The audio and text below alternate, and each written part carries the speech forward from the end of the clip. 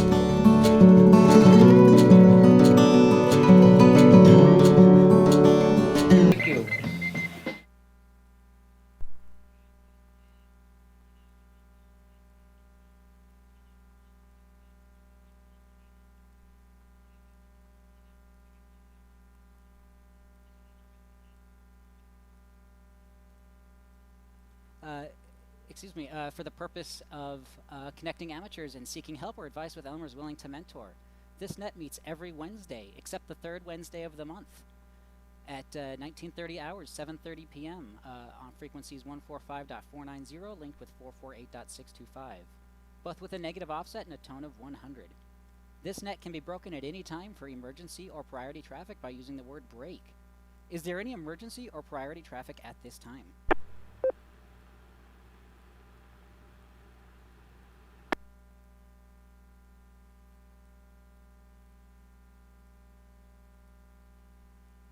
For recognition by net control, please use your call sign. Everyone is welcome.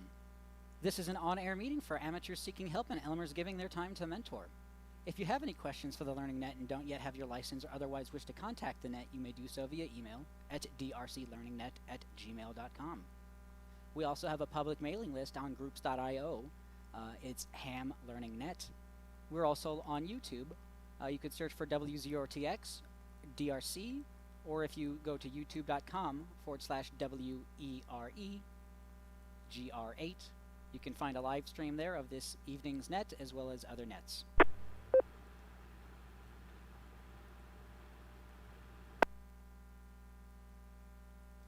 We will begin by inviting Elmers only to check in with or without traffic. All Elmers, please check in now.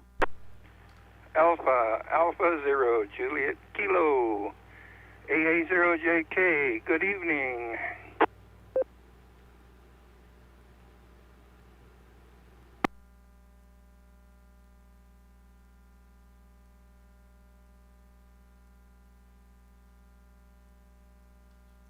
All right, Net Control wishes to thank and acknowledge the following Elmer. AA0JK. Fred, thank you for checking in. Anyone else who wishes to check in as an Elmer or subject matter expert of any kind, with or without traffic, please check in now.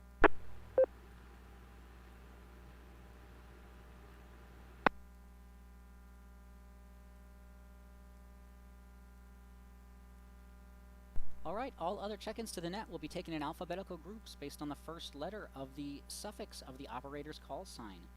Please use ITU phonetics as you check in and indicate if you have traffic or a question for Elmers as you do. If your suffix begins with the letters A through M, Alpha through Mike, please check in now.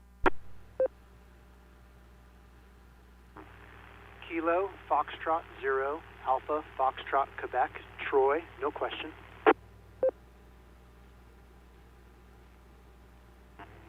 Kilo, Foxtrot 0, Bravo, Alpha, Kilo, David, no traffic, no questions.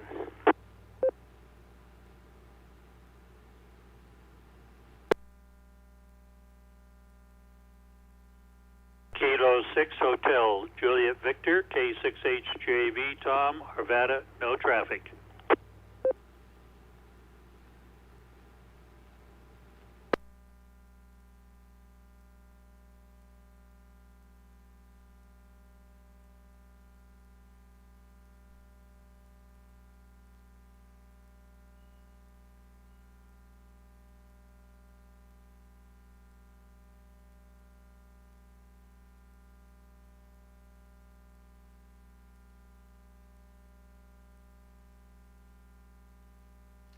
Okay, this is Net Control, K1DBC. I'd like to welcome and acknowledge the following check-ins.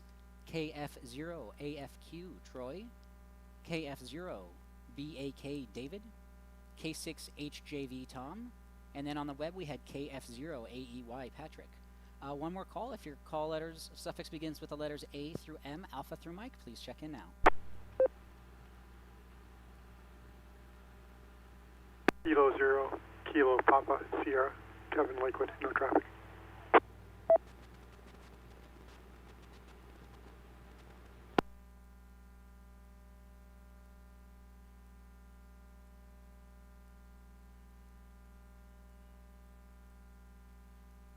Okay, and that time we had Kilo 0, Kilo Papa Sierra. Kevin, thanks for checking in. We'll take the whole alphabet. If you'd like to check into the Denver Radio Club Ham Learning Net, if your suffix begins with the letters A through Z, Alpha through Zulu, please check in now.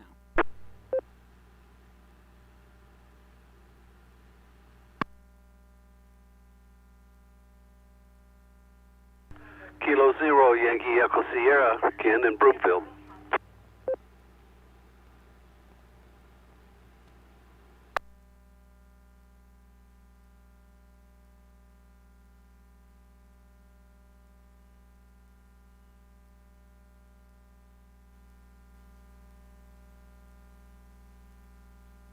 right, this is K1DBC Net Control. I'd like to welcome acknowledge the following check-in. K0YES, Ken, thanks for checking in.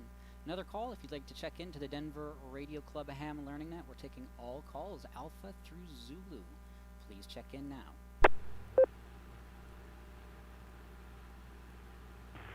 Kilo Echo 0, Sierra Uniform Mike. Jonathan, Lakewood, no traffic.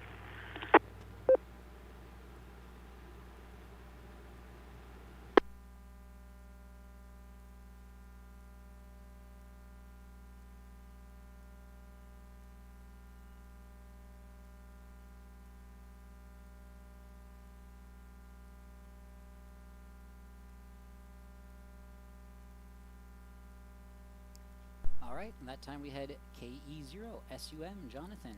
Thanks for checking in.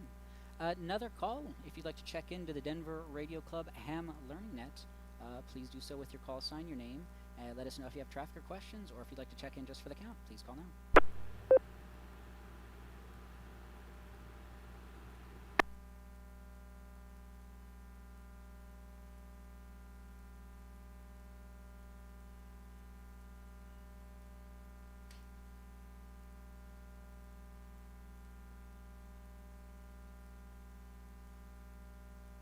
Okay, this is Daron, K1DBC Net Control for the Denver Radio Club Ham Learning Net. Might be a bit short net tonight, but that's okay. I don't see anybody indicated that they had traffic or questions for the net as they checked in, but if somebody has any questions, any comments, anything you'd like to bring up to the net, please do so now.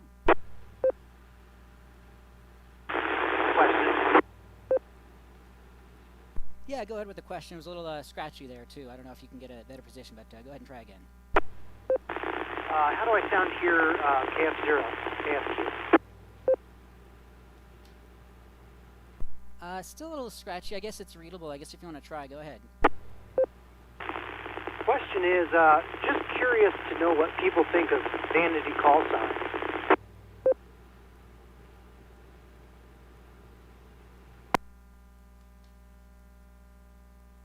All right, great question there. Yeah, vanity call signs in the amateur radio community. You can, as of right now, you can basically pick your own call sign, and as an extra, you can get a 2x1 or whatever that is, whatever the shortest call sign is, 3x2, whatever it is. But you can also pick on abbreviations. I mean, my call sign, for instance, is my initials. I guess I like it. I mean, it kind of depends. I mean, right now, you're kind of free to choose what call sign you want and when you can change it, and you can always change it down the line. So I know that other people have been recently changing their call signs too. So yeah, it's I don't necessarily have any issues with it, but anyone else on the net, any comments on that? Vanity call signs, go ahead.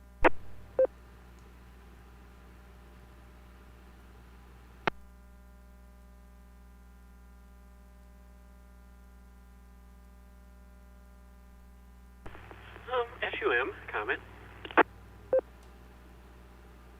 Yeah, s.t.e.m, comment, go ahead.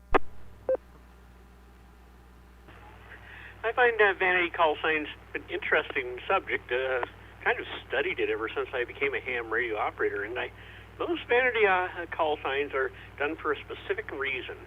And the call sign will tell you that. Now, I thought about one in the past, but I like the one the FCC gave me, so rolls off my tongue, and other people don't seem to mind. But certain combinations of suffix letters, I think I would have changed also. Just my thought. Back to that. JK.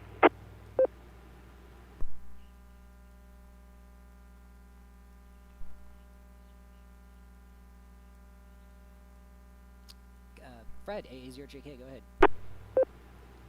AA0JK.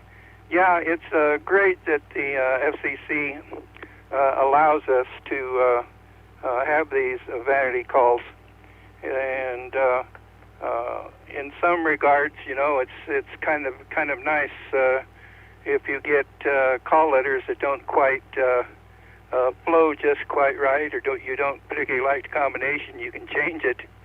An example: I'm a CW operator, and I know that I had one set of call letters issued to me that didn't flow very well in CW. And I just kind of bit the bullet, so to speak, and dealt with it. But after I upgraded to Extra, I was extremely happy with the call letters that was issued for CW operations. Flowed a little bit better. But one thing I do not care for about some of the vanity calls, and also this pertains to people who move, the FCC decided they didn't want to have to deal with changing call letters every time someone moved to a different area. And the negative side of that is when you're on the air making a contact or looking for a specific area, if somebody has a call letter that isn't assigned to that particular call letter, it can kind of create a confusion, and especially if you're doing contests and what have you. But I always liked it whenever I got on the air and wanted to work a station. I'd like to know what area they are in before I actually answer them. But anyhow, that's just my personal opinion. AA0JK, back to net control.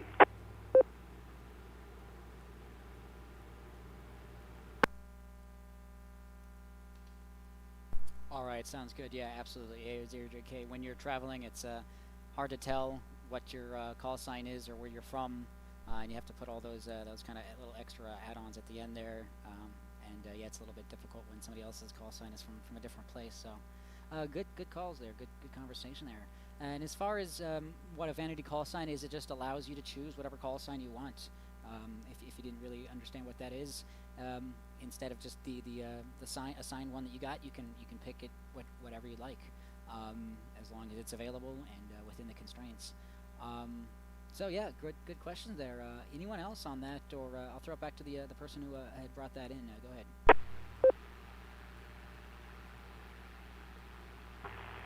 KF0AFQ, yeah, I asked the question. I appreciate the feedback on it. I was just curious to know what people thought of it generally. I think the points I heard make a lot of sense to me. I kind of think of it almost like vanity license plates, which are not very popular here in Denver, where I'm from. But I remember when I went to college out in Virginia, it just seemed like everybody had a vanity license plate, and I kind of thought it was goofy at the time. So I was just curious to know if people thought that was goofy or sort of a regular thing to do. W0TX repeater.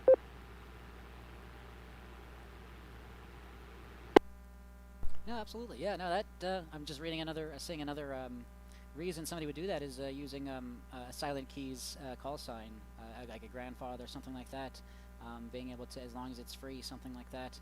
Being able to keep a call sign in the family is kind of a neat thing to be able to do too. So, yeah, many options, and yeah, it's just another way to have whatever options you want for your call sign. Comment. Yeah, go ahead with comment.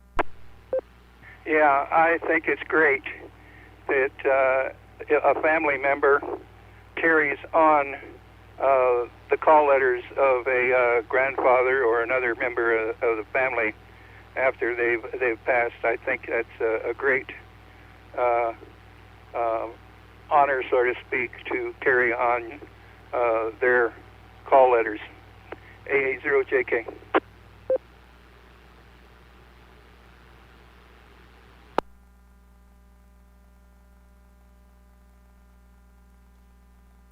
Yeah, absolutely. Very, very cool. Okay, anyone else on that topic, or anyone else on anything else you'd like to bring up? Please call now.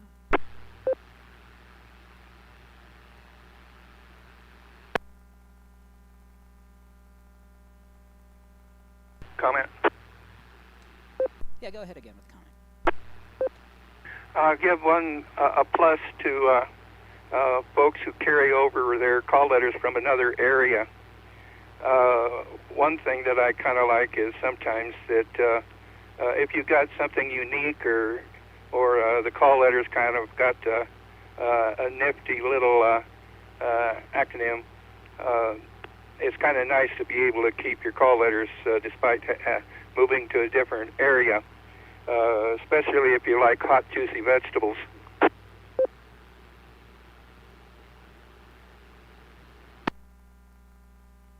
Good evening, Tom.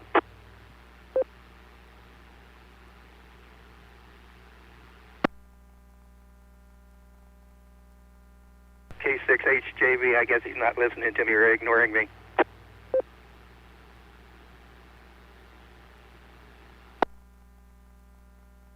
All right, sounds good. Yeah, I like that that HJV hot juicy vegetables thing as well. Yeah, very, very cool there. Anyone else on that topic, or anything else, or any other check-ins? Anything else you'd like to bring up for the net? Please call now. Kilo Zero, Bravo Alpha Tango, late check-in. I've been laughing at the debate.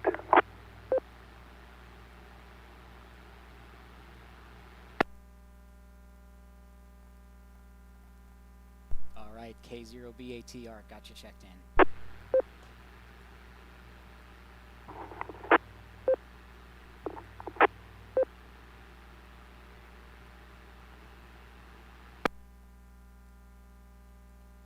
All right, this is K1DBC Net Control for the Denver Radio Club Ham Learning Net. Anyone else have any other comments, questions, check-ins, anything like to bring up to the net? I can pass a few things. Otherwise, we'll go from there. Please call now.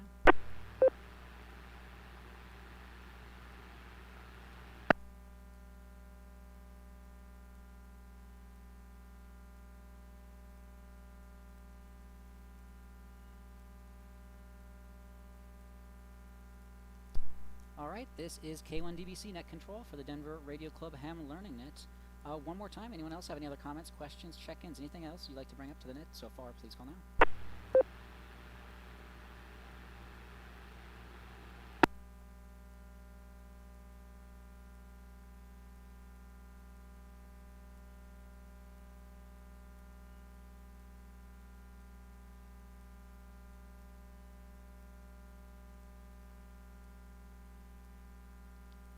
Okay, on YouTube I had played a quick intro just before I had started the stream, and it was apparently a 1970s promo film by the ARRL, excuse me, so I'm going to bring that up here again. And I would have to bring up the oh, this is the shortened version. So this is the intro that I had shortened, but I'll have to find the longer version. Let me drop and see if I can find that again here. That looked dangerous, stringing up that antenna.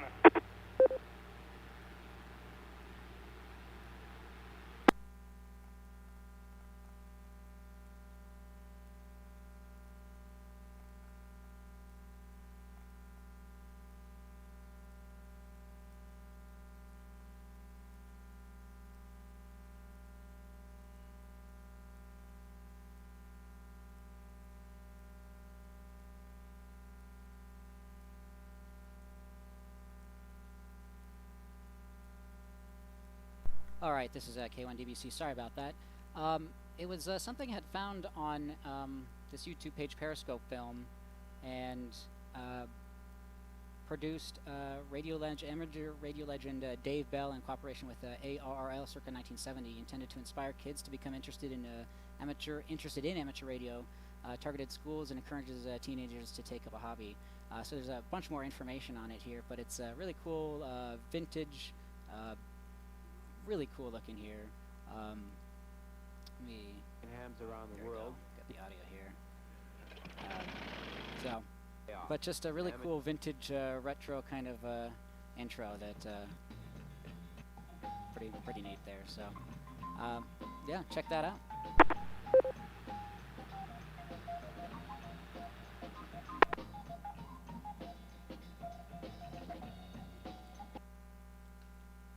All right, this is K1DBC Net Control for the Denver Radio Club Ham Learning Net. I have a few more things, but does anyone else? Let's see. Somebody else, Patrick, in the YouTube chat had asked a question here.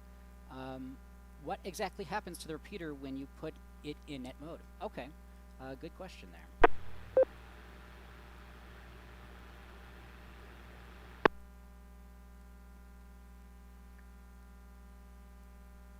Okay, this is Daron K1DBC. From the technicalities, I really only know from my part of entering in a DTMF tone, so a tone on your keypad, 1 through 9 and then A through D, I think, and it would sound just like any DTMF tone that you would hear from the regular telephone, and there's just special codes to put the repeater into net mode. And so what it really does is it takes off the PL tone, the required PL tone, so anybody can actually transmit on the repeater without the required 100 hertz PL tone is what it does.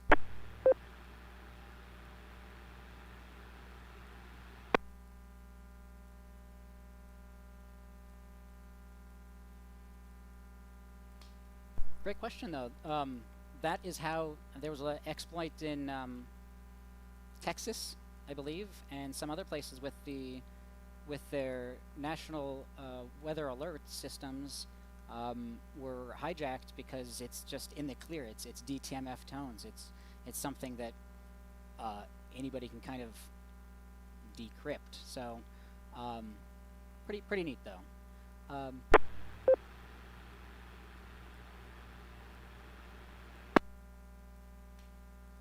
All right, we had another comment here in the chat.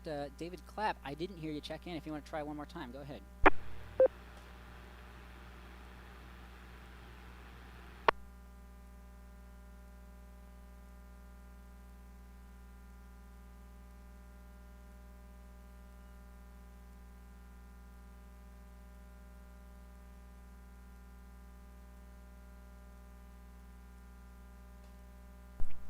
I think it's KF0BWT.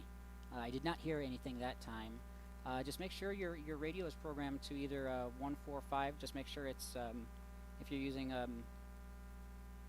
handheld, just make sure it's set to 145.490 or 448.625, and it should be able to transmit. W0TX repeater. And you would need to be in the line of sight of the repeater on Centennial Cone Mountain Peak.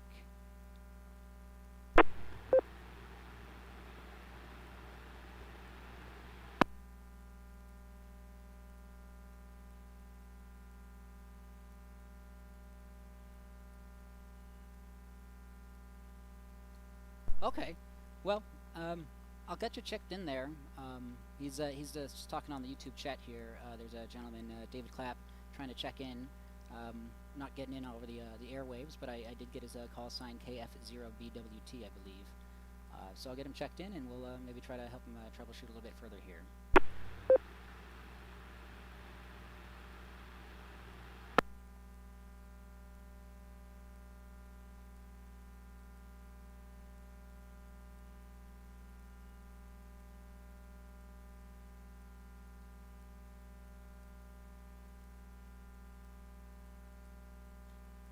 Okay, yeah, radios for beginners are, it's always a little bit frustrating trying to program these things. It's, I mean, they're simple ultimately, but you really kind of have to know what you're doing and whatnot. But as long as you just have it tuned up to 145.490 and there's no PL tone or anything set, an incorrect PL tone would make it not work, I believe.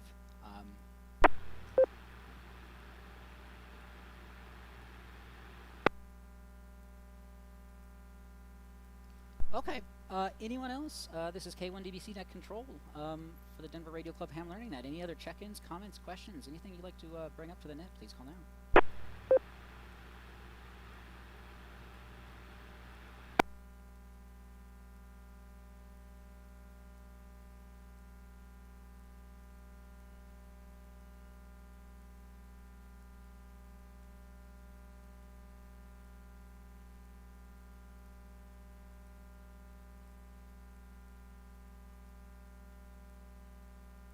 All right, this is Daron, K1DBC for the Denver Radio Club Ham Learning Net. I don't have too much this week. Just another article on the solar cycle entering a new 11-year period, solar cycle 25, and a pretty good article about 400 years of sunspot observations starting in 1843. No, that couldn't be right. So, very, very cool article here, and just more info on that on hackaday.com. Comment? Yeah, go ahead with the comment. AA0JK here. Yeah, speaking of solar activity, according to the numbers, solar conditions are extremely poor, and I wouldn't necessarily want to let that kind of report deter you from getting on the air and checking out the bands. Today, despite the fact that the numbers show very poor conditions, there has been a lot of activity on 30, 40, and 20 meters is where I was at here today. And despite poor solar conditions, you never know what is going to greet you when you sweep the bands. So best way to find out what conditions are is turn on your radio. AA0JK.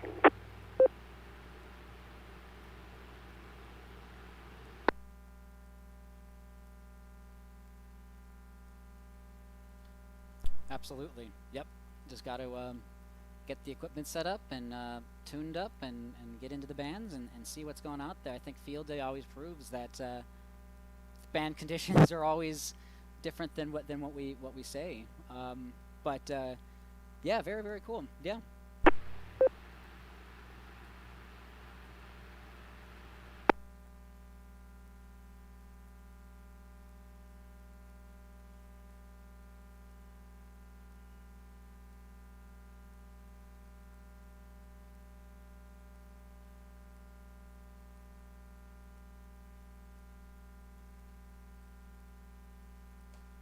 Okay, this is Daron, K1DBC Net Control for the Denver Radio Club Ham Learning Net. Anyone else have any other comments, questions, check-ins, anything you'd like to bring forwards to the net?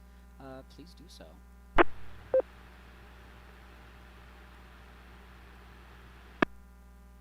W0 Foxtrot Charlie, late check-in.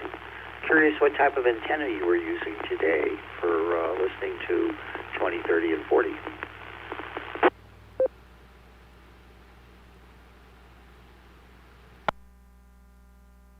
AA0JK? Yeah, AO0JK, go ahead. Yeah, I was using a little Comet HFJ 350M as in Mike little toy box kit that we got last week. Been playing around here with getting it all set up. But a cute little antenna might be beneficial to some who are in an apartment or something like that. But it's kind of a similar configuration to the Outback antenna that was originally put out of Perth, Australia, the Perth Outback. Now that's an excellent antenna. Bit pricey at the time when they first came out, but I broke down and I purchased one and have had many years of excellent operating from that antenna, and I've used it mobile and fixed operations. And since then, MFJ came out with a similar version of the Outback, and I haven't had quite as good luck with it as I did with the Perth Outbacker. And it appears that it's going to be like pretty much like same here with this little multi-band telescopic kind of sensitive for getting it to tune, but I'm using a MFJ Deluxe Versa tuner, and peak it and adjust it for a minimum SWR. But I've been having fun with it. You just never know what's going to work for you in your particular situation. AA0JK, back to net control.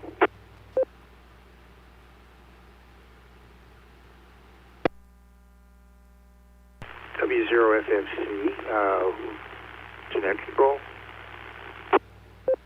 Thanks there, Fred. AA0JK. Yeah, W0FFC. Go ahead.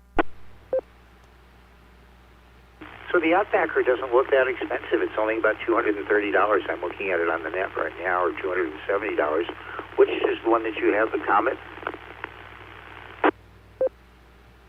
Affirmative. I've got the Comet antenna.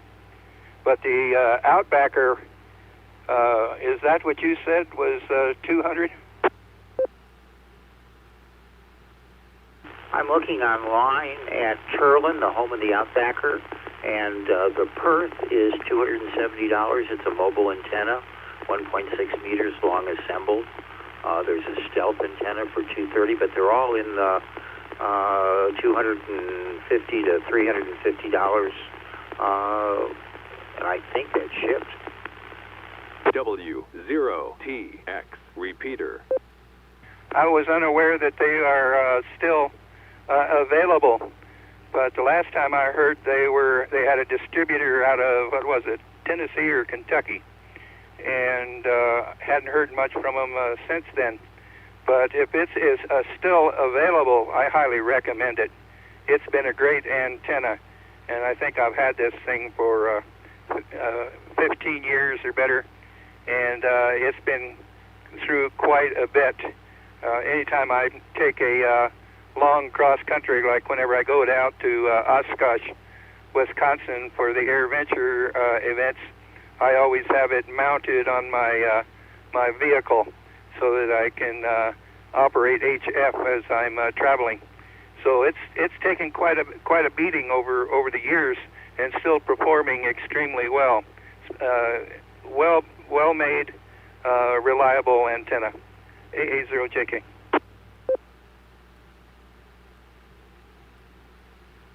W0FFC again. It says the new generation stealth antenna is 900 millimeters long and is quoting, this one, $200 US. I don't know who's shipping. It just says international sales only, but they certainly have a website that's looking. You just look up outbacker.biz. Okay, I'm glad to hear that it's still available.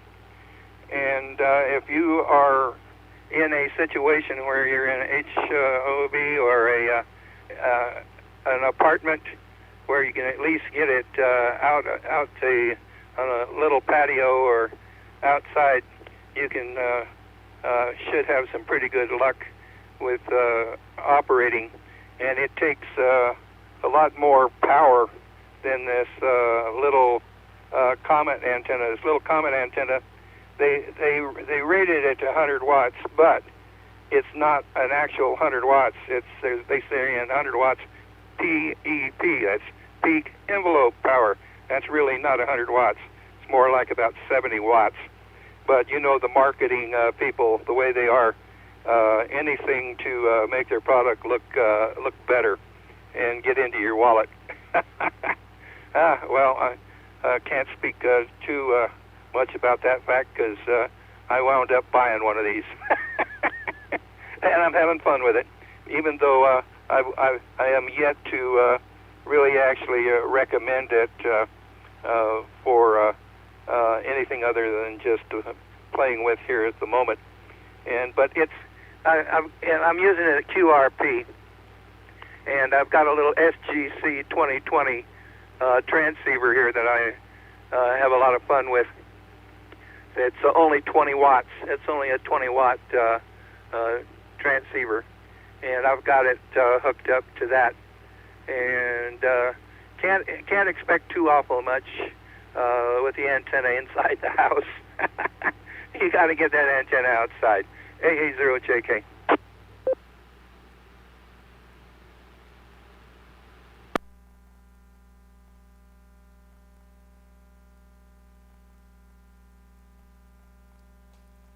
All right, sounds good there, AA0JK and W0FSC.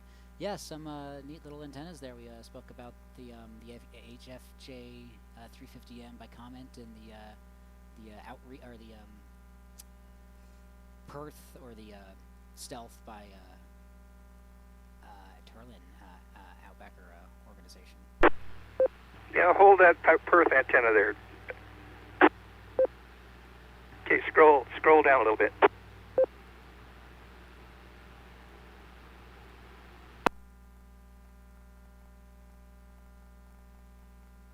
There, right there. Right there it is. There it is. Whoa!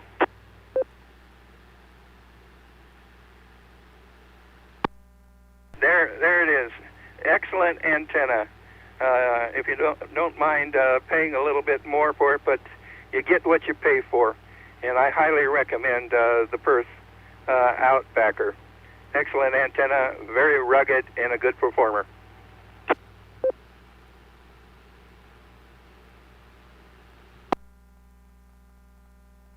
There they've got it posted at 270, and boy, I paid more than that when that first came out. That almost hurts my feelings. It's well worth the money.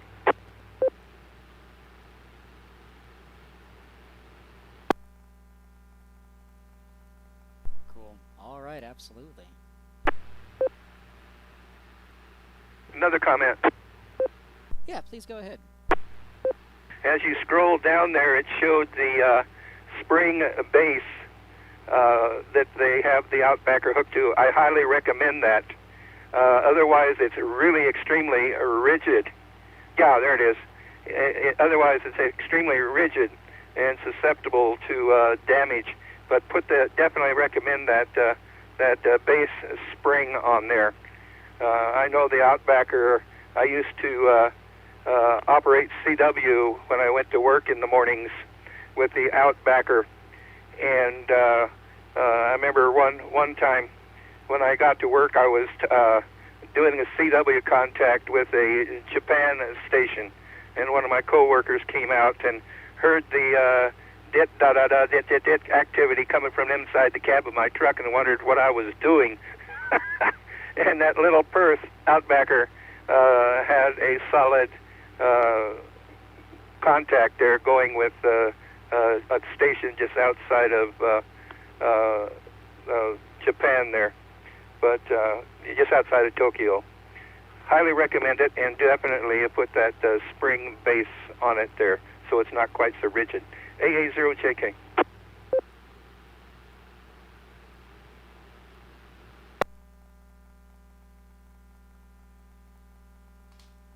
All right, very cool. Yeah, I know we talk about mobile installations and whatnot once in a while, and it's nice to get those cleanly done and get things installed, and so it's not flapping around in the wind. So very, very cool.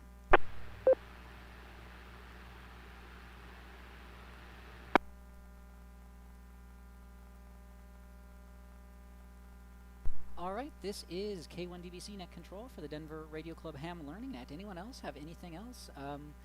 David Clapp in the chat here. I don't know if you want to try transmitting again with some of the pointers there Kevin had given. If you want to try, go ahead. Or if anyone else wants to chime in, go ahead.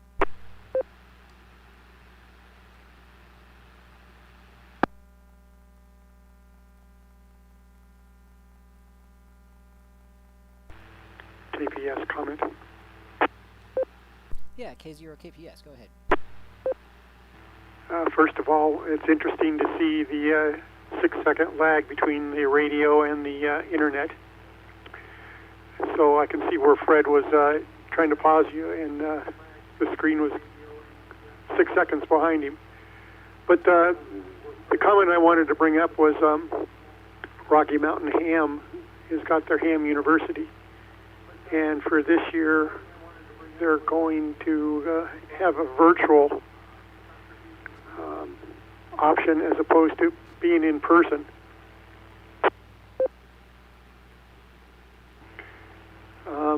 they normally had their university out at Cherry Creek Schools, and this year I see that their in-person is going to be held up at the Firestone Police Department training room up in Firestone, Colorado. Or if you so desire, you can join the Zoom meeting. But they are now requiring registration so that they can appropriately control the numbers of people that are going to be showing up in person. But it's an option, you know, for somebody who wants to get a little bit of training. And this weekend it's going to be on DMR, which is always a challenging radio to program.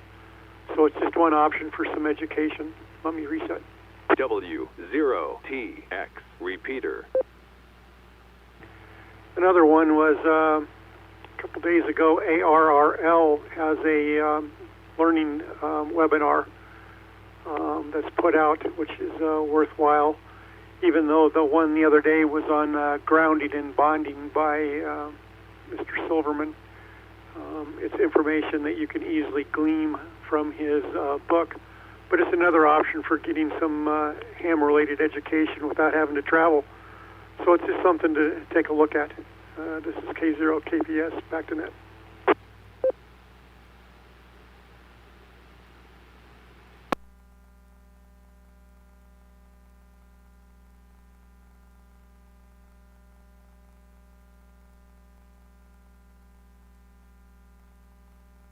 All right, absolutely, very, very cool there. Yeah, the ARL Learning Network. They definitely have a lot going on there, and the RMHAM University. They have quite a lot on their webpage there, rmham.org, and then it's right in the middle there, RMHAM University, and there's a link on to register, and there's a link on another page to see the previous meeting as well, and that's on their YouTube Rocky Mountain Ham YouTube page. Question? Yeah, go ahead with the question. Yeah, I got a couple of emails from the RMHAM University here for signing up, and I have been unable to get logged in, will not accept the entries. I did not have a prior setup there for that website, but tried entering and getting signed into it, and can't seem to make the connection to sign up for that. So I'm hoping that Mr. Schmidt will recognize that there's a problem there. One of them, I got an email is not delivered, but yet I still got a message on that entry, and then they sent out a second one that was supposedly for being able to sign up for that, and have been unable to make a connection with them. So I hope that there's some clarification comes down the pike there, that they realize they have a problem. AA0JK. Answer? Yeah, go ahead with the answer. Fred, yeah, sorry about it. When I tried to forward the initial RMHAM one to you, after it was sent, I noticed that the email was blank, so the forwarded message didn't carry over. So then I copied the paste over to and pasted it into the second one. When I went in and signed in, there is a create a login right underneath the call letters in your password.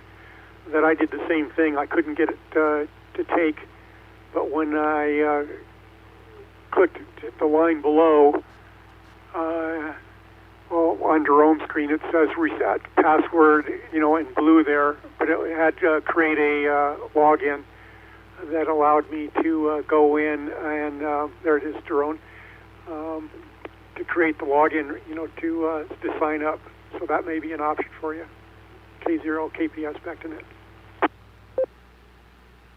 JK.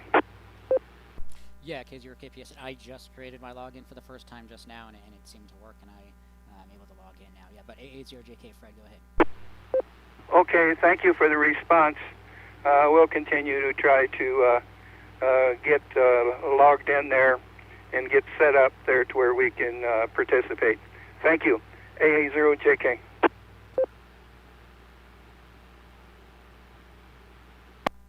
FFC. Yeah, W0FFC. Go ahead. So as we're talking about learning, I'd like to get started again in CW. Obviously, I'm one of those old hams that had a send and receive 13 and then ultimately 20.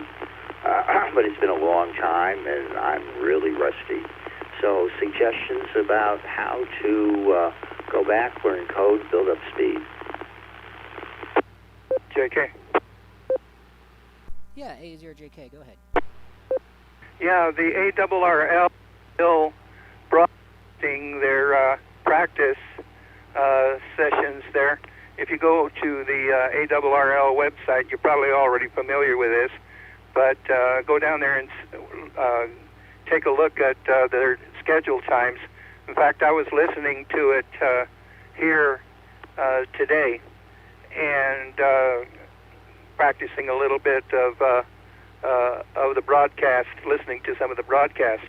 But also something I like to do to kind of keep my proficiency up is they have listings there that at any time that you care to practice, they've got a text and then a audio of the text that you can use to practice.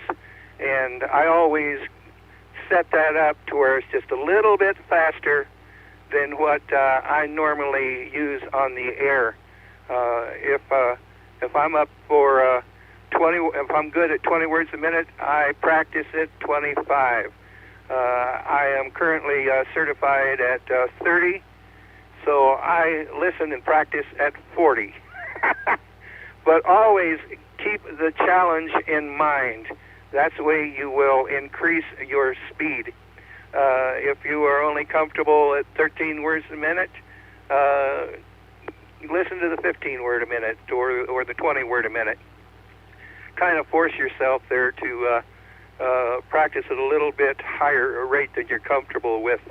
And you'll be amazed. You'll have a plateau, and then just as you break that plateau, it's going to make you smile. But the ARRL has all kinds of activity there. Also, I was playing around today with the QRP nets. They're on each band. It's 060. Like 40 meters would be 7.04. No, 060 for that band, and 20 meters would be 14.060. Those are the QRP nets, and you can get in there and slow code, and get in there and put out a CQ, make a contact, and kind of listen around there. And if you find somebody that you're comfortable with, make a few contacts. You'd be amazed at how your proficiency increases as you just get in there and make a QSO. AA0JK.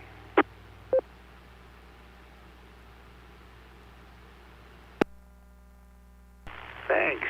And I'm looking at a lot of stuff on YouTube. It just seems like there's a lot of stuff out there. Jordan.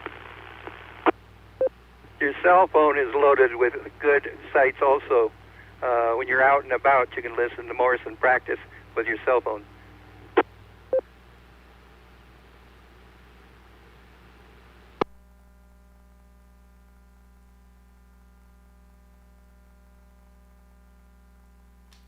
All right, sounds good. This is K1DBC Net Control. Yeah, I tried learning the alphabet a bit through Google's keyboard. They have just a Morse keyboard and an app, and I tried to learn it a little bit, just kind of with some repetition and whatnot. I'm not really showing a good representation of that, but I've had a hard time myself trying to get into that as well. And I've heard there's the Koch method, KOCH.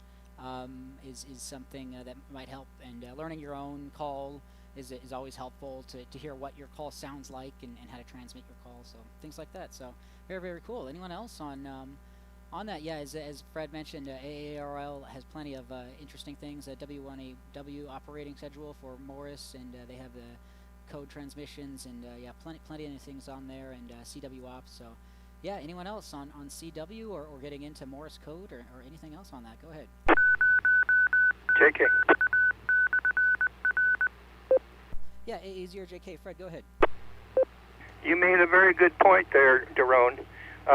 Listen to your name, your call letters, your QTH, and some of the basics there of making a contact, making a QSO.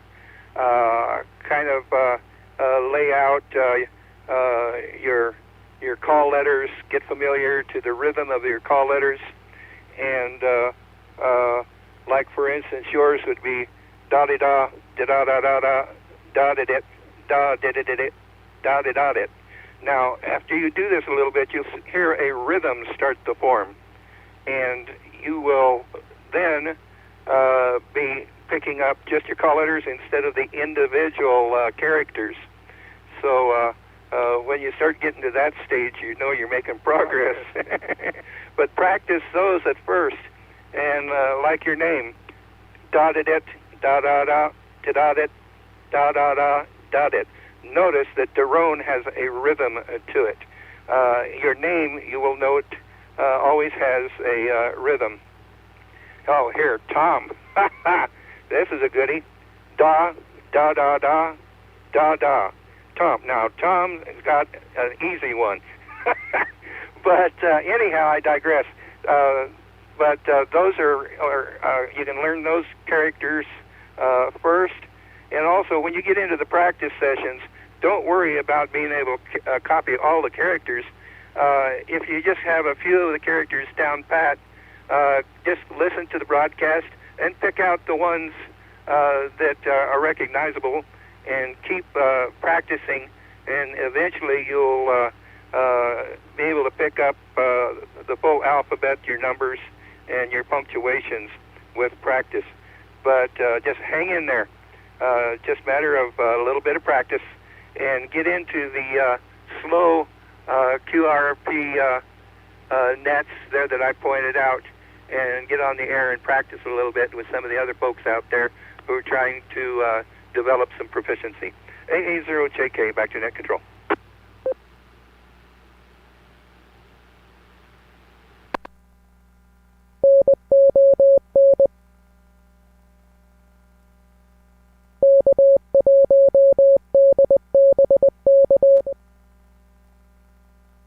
That's a good one there, Daron. Morse code translator. That's a beauty. Make note of that, folks.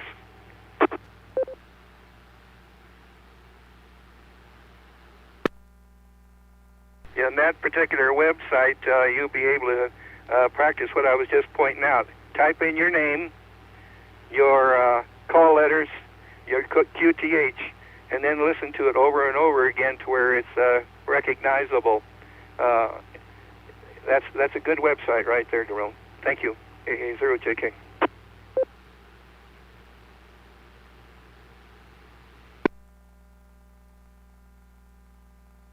All right, perfect, absolutely. Okay, this is Daron, K1DBC, absolutely. That was morsecode.world is that website, and yeah, you can just type in and just play back and hear what it sounds like, and you can put in your name, QTH, call sign, and that repetition, get your ears trained to what your call sign is, what these basic things are in Morse code, and it just takes time, but yeah, very, very cool. W0FFC, Jerry, anything else on that, or anyone else on Morse code or CW? Go ahead. Comment.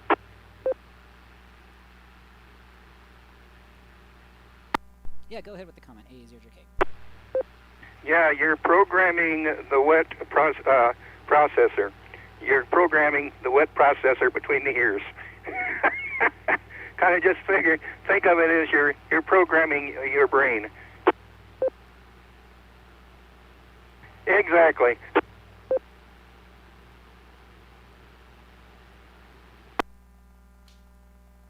All right, this is K1DBC Net Control for the Denver Radio Club Ham Learning Net.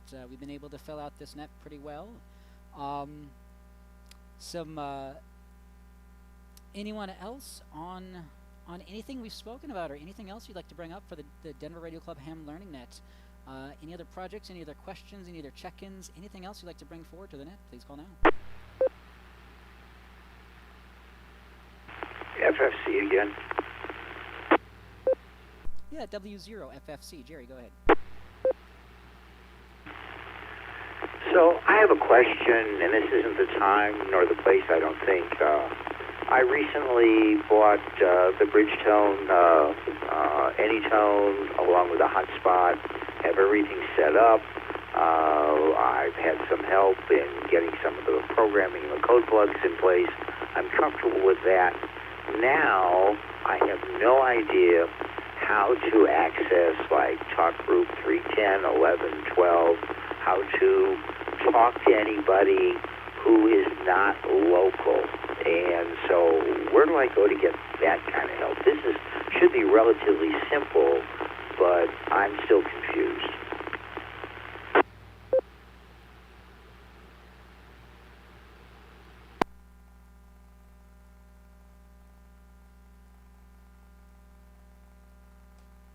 All right, this is K1DBC Net Control. Yeah, you would think it's relatively simple, and I mean it is once you, again, get to know and understand kind of nomenclature and how things are and how to program the radio.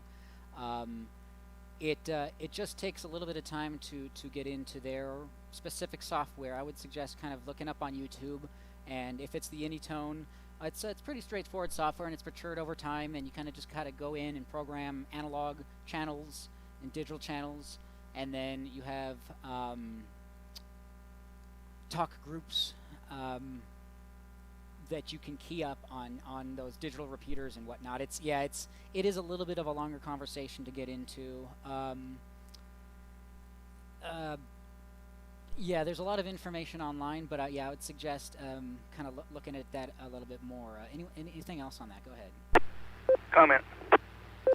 Yeah, A0JK, go ahead. Yeah, a person to talk to would be Bill, W60AV. And you can generally catch him usually between noon and around 3 o'clock, thereabouts. Sometimes he's up a little bit earlier than that. But W60AV, Bill, is really into that. And he's usually got a lot of good answers for those who have questions in regards to that those modes. Also, if you just, let's see, you usually can find him on 449-350. 449-350 is where he likes to hang out. And also, occasionally you'll hear him here on this frequency here. But Bill, W60AV, give him a call, talk to him, and he can probably help you get good things resolved. AA0JK.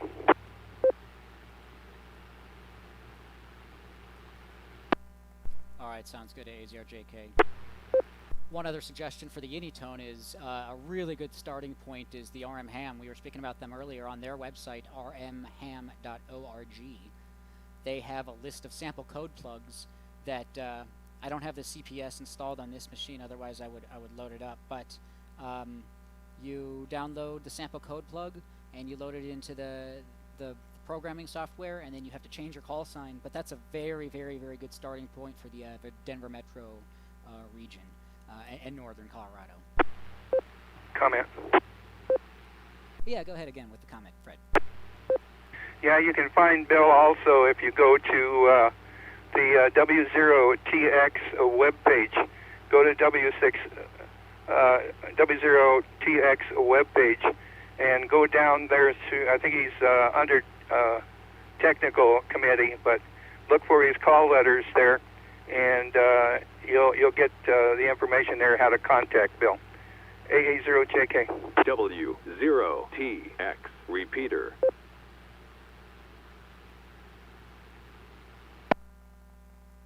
Perfect. Thanks there, Fred. Yeah, I know Bill hangs out on the air a lot on here on 145.490, just on this repeater here too. So he's a really good asset for that as well. it was a W0FFC. Jerry, go ahead.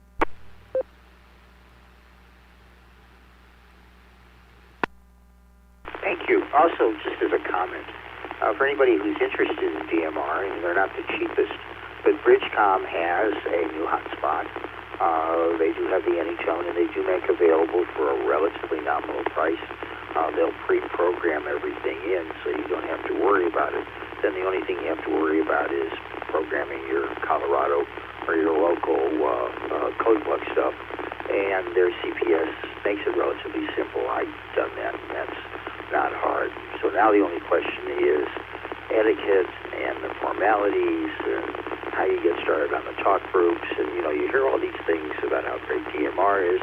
You could be talking to somebody in Germany or Spain or Thailand or whatever it is. And so the question I have, and I'll talk to Bill, is, okay, how do I get to talk to somebody in Thailand, or how do I put out a CQ or whatever it is? So it's just now the formal way of doing it. I'm all programmed, and for anybody who's interested in DMR, the one nice thing is for about $500 you get the Anytone. You get a new type of dual band hotspot that's already pre-programmed. They pre-program everything in along with your DMR ID, and so you're all set and ready to go. They make it relatively simple now, and they have, by the way, HAM University, DMR University, and this, I have no connection with them, but I've been using it now. It really helps. How do you do a code plug? How do you set up your radio? Etc. And they're coming out with something almost every day. So, FYI, anybody who's interested in DMR, I would go look at Bridgecom. I would certainly recommend them. They've been very helpful. They've got a great tech support team, and they stand by their product. So. Sawadee, Pujai. Sawadee. Chai chai.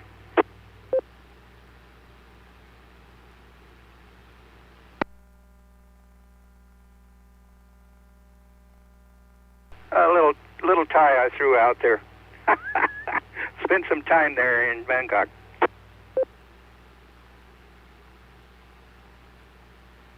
Is the heat and humidity, I can never stand in Bangkok. How did you manage? Quite well, quite well. I stayed in an air-conditioned room.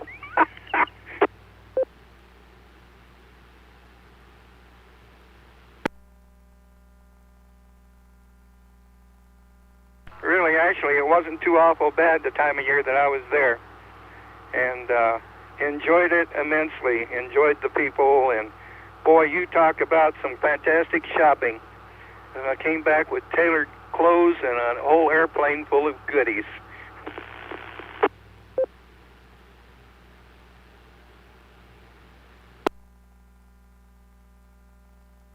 All right, sounds good. I think there was a double there. I got Fred. If there's somebody else chiming in there, go ahead again.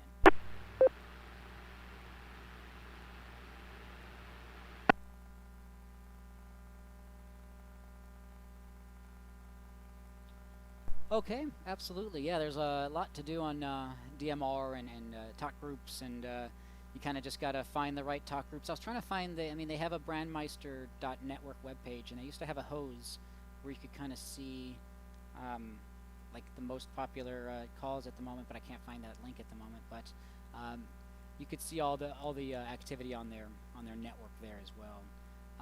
Anyone else on Brandmeister Digital Radio? Anything else? Please call in.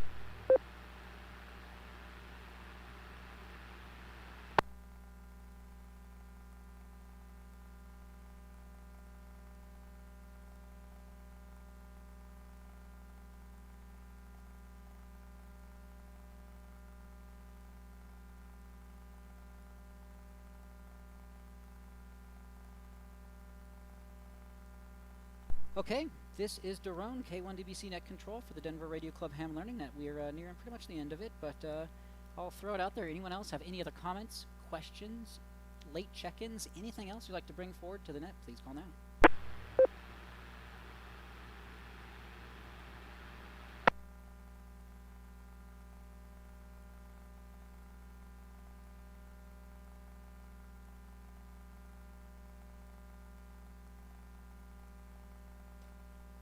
Okay, I have a few bits of traffic I can pass, and then we'll probably start to wrap things up here.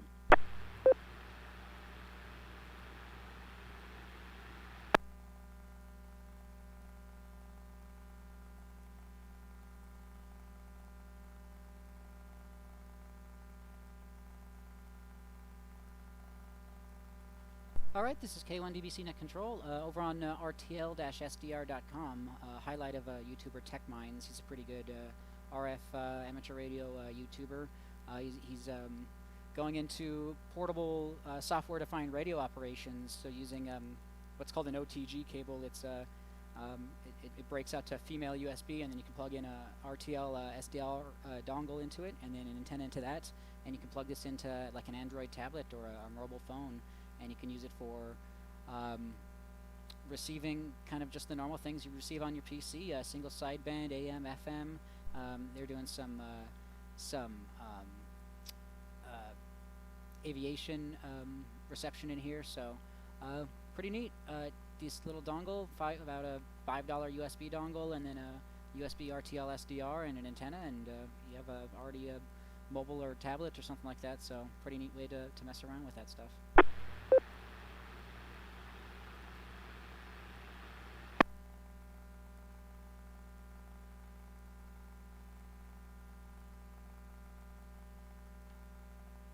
Over in aviation a little bit, again on the same blog, rtl-sdr.com. If you're a pilot, you'll be aware of the VOR systems, VHF omnidirectional range navigational beacon that helps bring in a plane via automation. So this is just kind of a project of testing VOR navigation in the stratosphere with an SDR and a high-altitude balloon. Posted about an experiment which makes use of the software-defined radio, uses a high-altitude balloon to carry the SDR and commercial portable receiver, configured to receive VOR navigation signals in order to test the effectiveness of VOR when used at extreme altitudes of up to 28 kilometers. So really neat project here.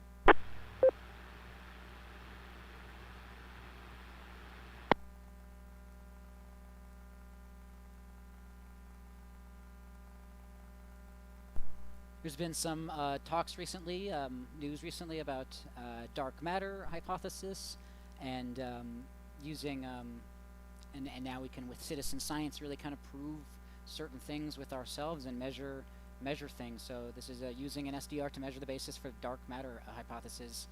Calculations depending on distribution of visible star mass in our galaxy. Certain galactic rotational velocity for its distance from center curve is expected. However, when scientists actually measure the galactic rotation, another curve is found, a curve which should result in a galaxy flying apart. This mismatch is expected versus measured data has given rise to the theory of dark matter. The theory essentially states that in order to get the measured curve, the galaxy must have more mass, and that this mass must come from non-luminous matter scattered amongst the galaxy, which is difficult or impossible to observe. So this goes into using techniques of using software-defined radio to do a lot of radio science and a lot of citizen science here. So more on that on rtl-sdr.com. W0TX repeater.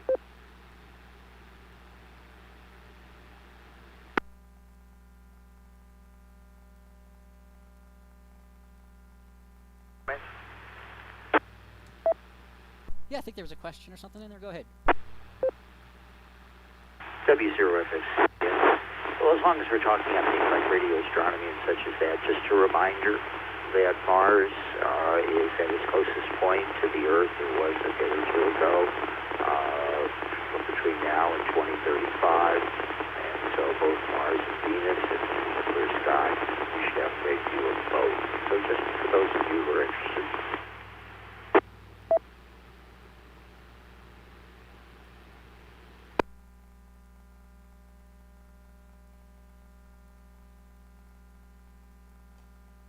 Very cool. Yeah, a lot of us are definitely interested into astronomy, so that's very neat. Yeah, so check out Mars, and it's going to be the largest it's going to be until 2035.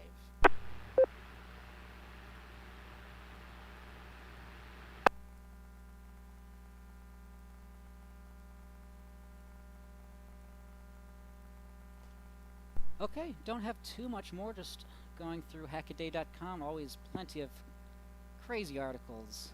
If you're really interested in electronics, this is a lot of cool stuff here. not too much radio at the moment, but a lot of electronics and engineering. And if you ever have any interest in things like that, another great blog to read of hackaday.com.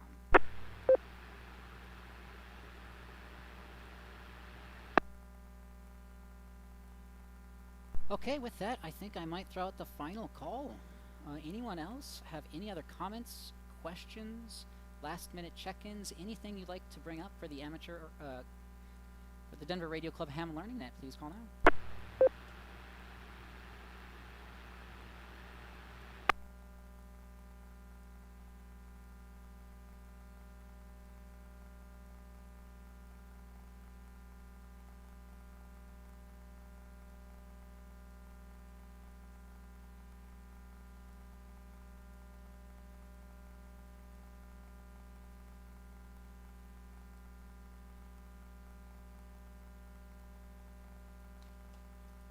Okay, this is Daron, K1DBC Net Control for the Denver Radio Club Ham Learning Net. I will take the last final call. Any last-minute check-ins for the Denver Radio Club Ham Learning Net, please call now.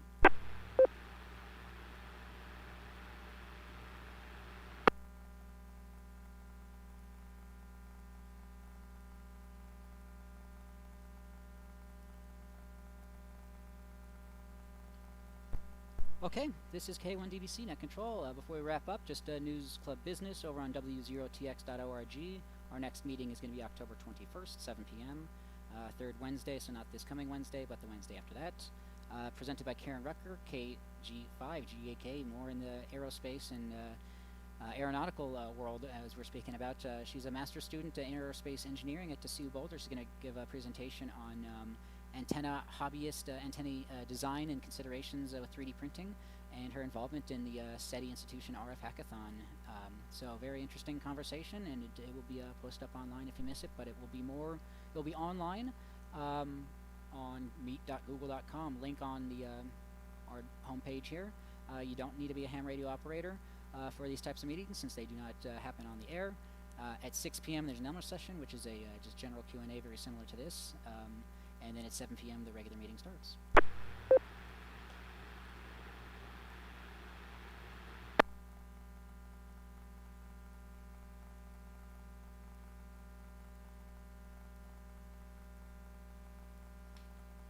Okay, this evening we had a couple check-ins online, so we appreciate people coming over to the YouTube. Again, youtube.com/WEREGR8. Or if you search for W0TX or DRC on YouTube, you should be able to find it that way. Hopefully, David, KF0BWT, we can get you in here the next time over the air. But yeah, just check those basic settings, and then hopefully we can get you on the air. With that, this is K1DBC. If you wish to contact the net with topic suggestions or to set a date to act as net controller, you may do so via email at drclearningnet@gmail.com. Also, feel free just to go back to the YouTube and see kind of what these look like from my perspective, and maybe that'll convince you, hopefully, to get on the air.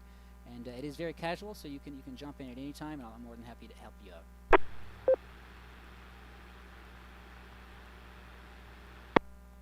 This evening we had a total of 12 check-ins, and we'd like to thank and appreciate everyone who checked in. We especially appreciate and thank our Elmers. Thanks to the Denver Radio Club for allowing us to use their repeaters for this net. We invite you to join us on the third Wednesday of the month at 6 p.m. for an Elmers session, part of the regularly scheduled Denver Radio Club meeting at 7. Again, this is online, W0TX.org for more info.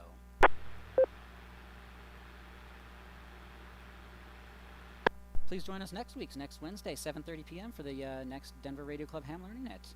All stations, please stand by while the repeaters are placed into normal mode.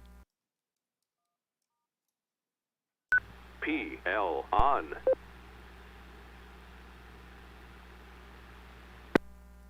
All right, 7-3 to all. Glad to hear everyone and see everyone on the air. Come join us on the YouTube if you want to check that out. And I am clear. K1DBC. Take care.